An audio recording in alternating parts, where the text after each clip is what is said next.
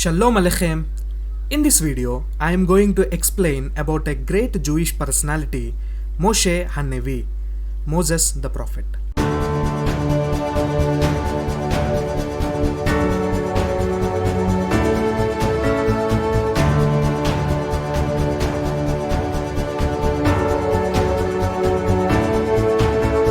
Moses, a great prophet and a leader chosen by God to take the Israelites out of Egypt more than 3,300 years ago. He led the Israelites as a leader up to the promised land. He is also a great prophet, not only in Jewish history but also in the world's history, as he transcribed the Torah, the first 5 books of TaNaKh. So we used to call him as Moshe Rabbeinu, Moses our teacher. The Torah describes Moses as the humblest man who ever lived in this earth.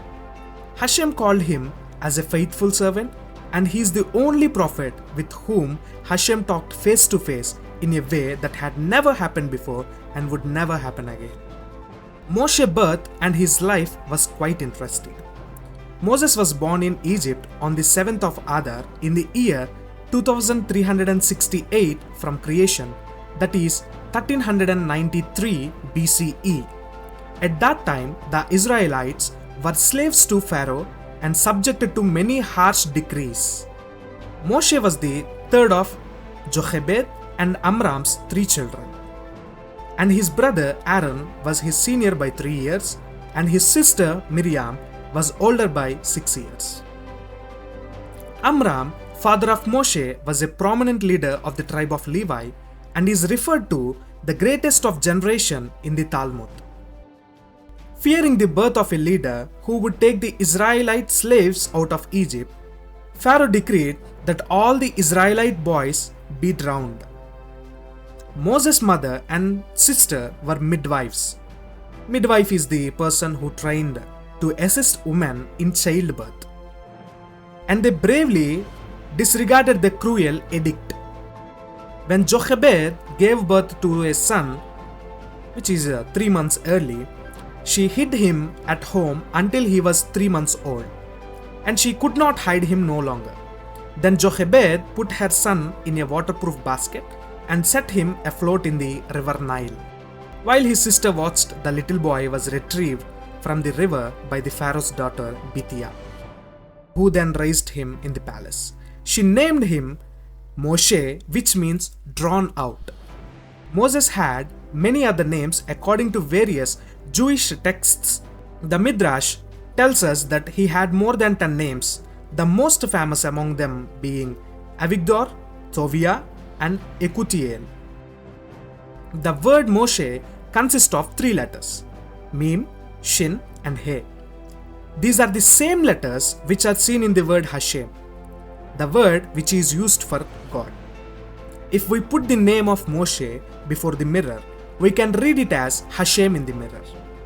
It shows that Moshe is reflecting Hashem in this world. That is what God said in Shemot, Sefer Shemot, the book of Exodus, chapter 7. It says like this: God replied to Moshe that I place you in the role of God to Pharaoh.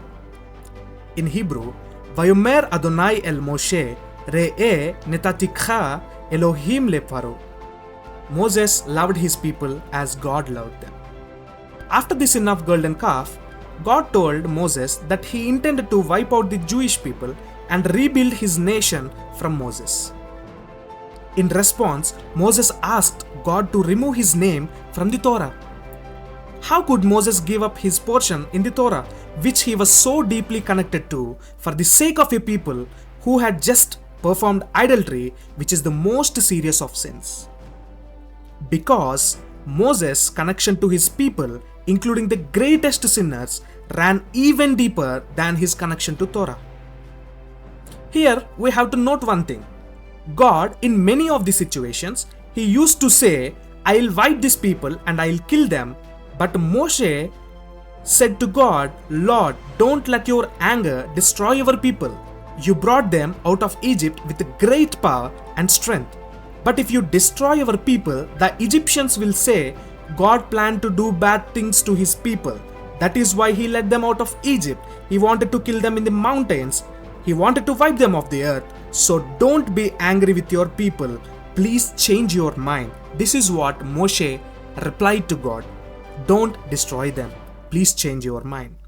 A man saying to God, don't do it, while God is saying, out of my anger, I will kill them.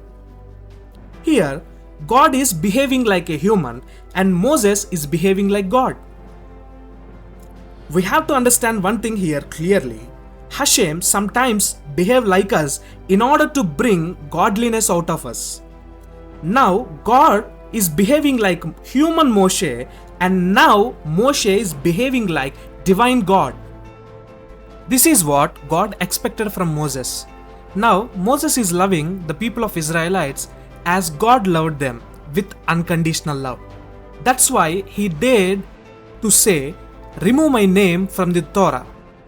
So here, God behaved like human Moses in order to bring out the godliness and godly love from the Moses towards the people of Israel. This is how Moses shaped himself in the image of God, so became great leader, prophet, and also the most humble man on the earth. It may take years to understand Moshe Rabbeinu, but this is my short explanation. For more information, subscribe to my channel and join the Hebrew course. For details, contact us. Thank you so much for watching the video. Toda Rabba and Lehitrot. Bye for now.